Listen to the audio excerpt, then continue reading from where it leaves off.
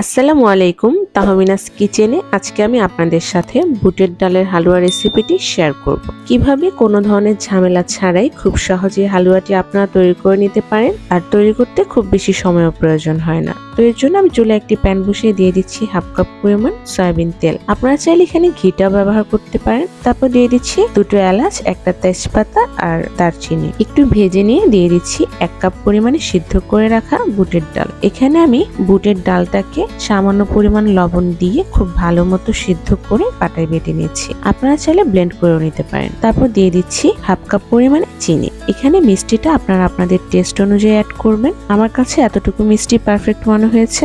ডালের সাথে চিনিটাকে খুব ভালো মতো মিশিয়ে নিচ্ছি। একটু সময় নিয়ে ধৈর্য সহকারে এই কাজটা করতে হবে।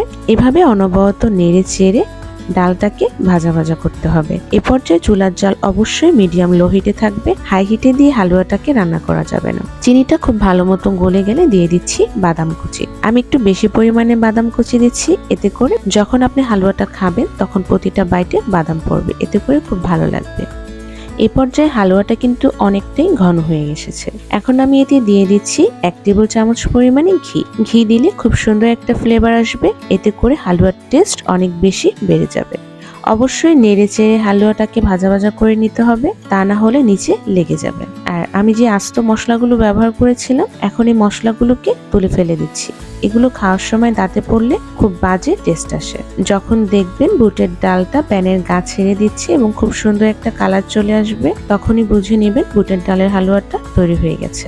গরম থাকা অবস্থায় আমি এটাকে একটা বাটিতে তুলে নিচ্ছি। আমি হাতের সাহায্যে হালুয়াটাকে একটু শেপ করে নিচ্ছি। তারপর উপর থেকে কিছুটা দিয়ে দিচ্ছি বাদাম কুচি। ঠান্ডা হয়ে গেলে হালুয়াটাকে আমি বরফি শেপে কেটে নিচ্ছি। আপনারা চাইলে যে কোনো শেপেই কেটে নিতে পারেন, অথবা এভাবেও খেতে পারেন। আসছে পূজায়, চাইলে আপনারাও এই মজাদার বুটের হালুয়াটি তৈরি করে নিতে পারেন, আর খেতে কিন্তু অসাধারণ লাগে।